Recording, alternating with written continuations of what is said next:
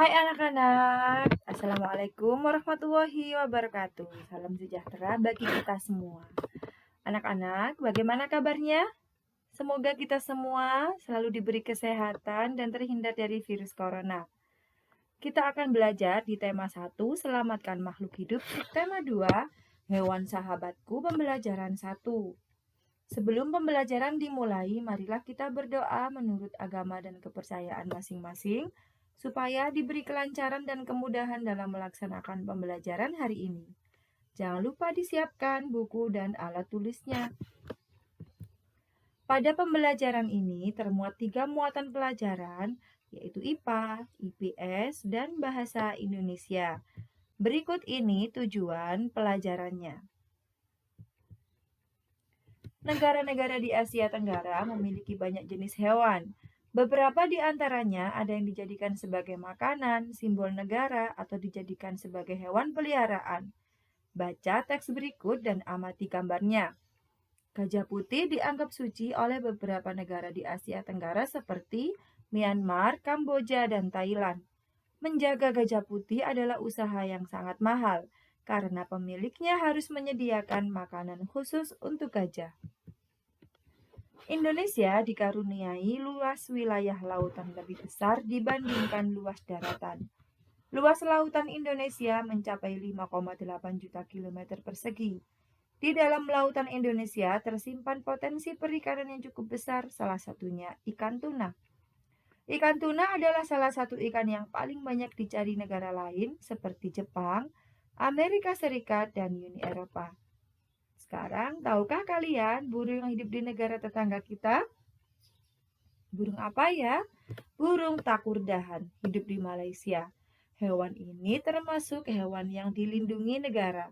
Kalau di Indonesia, burung yang dilindungi negara adalah burung cendrawasih yang berasal dari Pulau Papua. Sekarang perhatikan hewan-hewan berikut ini. Hewan-hewan berikut ini merupakan sebagian dari hewan yang hidup di Asia Tenggara. Ada ikan nila, kura-kura, ikan paus, ular, ayam, kucing, buaya, dan burung elang. Apakah kalian bisa menemukan hewan lainnya? Tentu, masih banyak lagi hewan-hewan yang lainnya. Sekarang kita kelompok-kelompokkan hewan-hewan tersebut ke dalam diagram Venn berikut berdasarkan cara perkembangbiakannya. Pada hewan, ada 3 macam perkembangbiakan, yaitu beranak atau melahirkan, bertelur, dan beranak dan bertelur. Atau melahirkan dan bertelur. Sekarang kita cari yang beranak ya. Kira-kira apa ya anak-anak? Sapi. Oke, sapi beranak.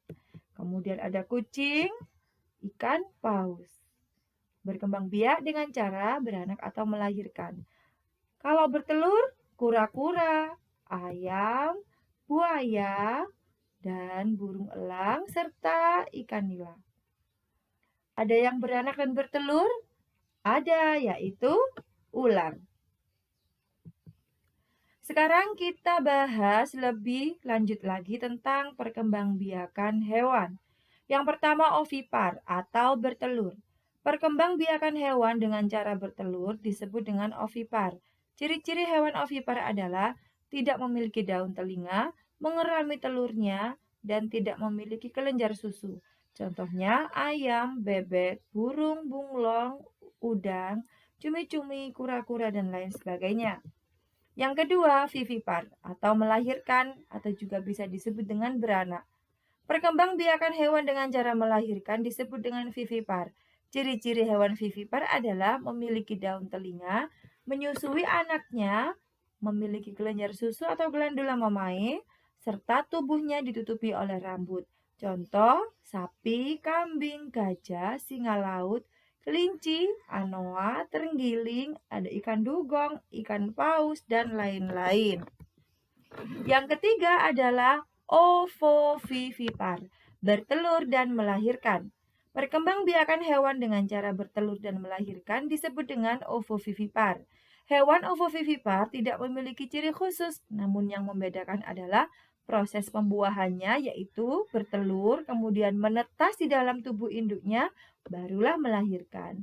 Contohnya iguana, kuda laut, ikan hiu, platypus, beberapa jenis kadal, ikan pari, dan lain-lain.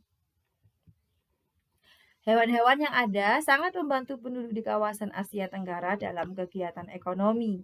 Kondisi geografis di negara Asia Tenggara membantu penduduknya memanfaatkan hewan dalam kehidupan sehari-hari. Ikan banyak dijual dan dikonsumsi, hewan ternak banyak yang dijual di dalam negeri bahkan sampai ada yang mengekspornya. Kalian bisa belajar lebih banyak mengenai kegiatan ekonomi di kawasan Asia Tenggara terkait kondisi geografisnya. Potensi ekonomi negara-negara anggota ASEAN atau negara-negara di kawasan Asia Tenggara. Kawasan Asia Tenggara terletak pada jalur perdagangan dunia. Kawasan ini menjadi jembatan antara kawasan Eropa dan Asia Timur. Oleh karena itu, Asia Tenggara menjadi wilayah persaingan bagi pihak-pihak yang ingin memanfaatkan kedudukan strategis kawasan ini. ASEAN berperan sebagai wadah untuk menghindari persengketaan yang mungkin timbul. Dengan posisi yang strategis ini, setiap negara di kawasan Asia Tenggara memiliki kekayaan sumber daya alam yang menjadi kekuatan negara tersebut. Mari kita bahas satu persatu. Negara Brunei Darussalam. Negara ini terkenal dengan kekuatan sumber daya alam yang berupa minyak bumi dan gas alam. Brunei menjadi negara di Asia Tenggara yang memiliki pendapatan per kapita tertinggi karena gas alamnya. Kamboja. Di Kamboja mengalir Sungai Mekong. Daerah di sekitar Sungai Mekong merupakan daerah yang subur.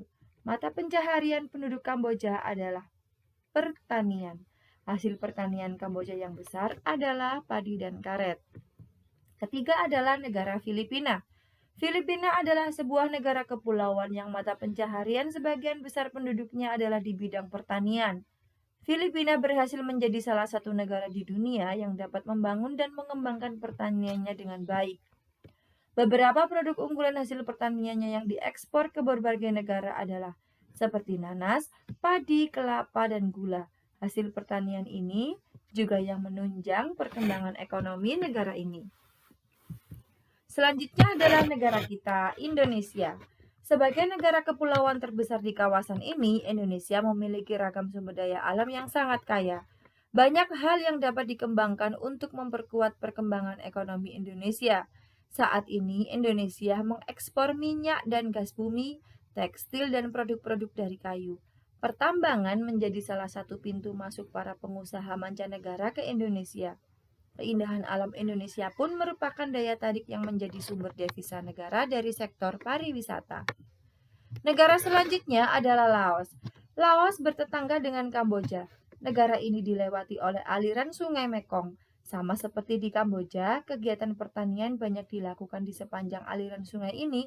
Sebagian besar hasil pertanian dinikmati oleh masyarakat Laos. Myanmar. Mata pencaharian utama penduduk Myanmar adalah pertanian, perkebunan, dan pertambangan. Padi merupakan hasil utama dari pertanian di sana. Myanmar merupakan salah satu negara penghasil padi terbesar di Asia Tenggara. Selanjutnya ada negara Malaysia. Kegiatan ekonomi utama penduduk Malaysia adalah di bidang pertanian, pertambangan, dan perindustrian. Perdagangan internasional merupakan salah satu kegiatan ekonomi Malaysia yang mengalami pertumbuhan tercepat. Peralatan elektronik, minyak, dan gas bumi diekspor ke negara lain. Produk dari kayu, minyak sawit, karet, tekstil, sepatu, dan bahan-bahan kimia diperdagangkan di dunia internasional. Selanjutnya ada negara Singapura. Singapura merupakan negara paling maju di kawasan ASEAN. Letak Singapura sangat strategis. Saat ini Singapura menjadi negara transit terramai di Asia. Singapura itu negara tersibuk dengan bandara tersibuk di dunia. Vietnam. Setelah pulih dari Perang Vietnam, negara ini mulai berkembang di berbagai sektor perekonomiannya. Pariwisata dan turisme mendukung perkembangan ekonomi. Bidang pendukung lainnya seperti usaha jasa di bidang perhotelan, restoran, serta transportasi juga turut berkembang.